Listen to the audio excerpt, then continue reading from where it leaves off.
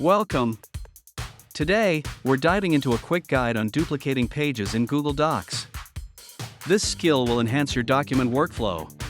First, open the document you want to duplicate a page from.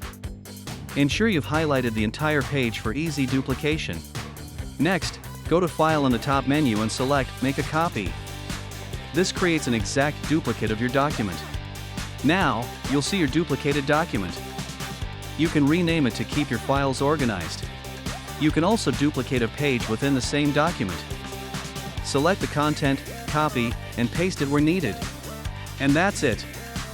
You've successfully duplicated a page in Google Docs.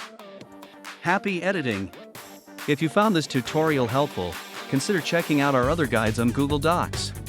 Don't forget to like this video and subscribe for more tips and tricks. Comment below your questions or any features you want to learn next. Thank you for watching. Keep creating with Google Docs. See you in the next tutorial.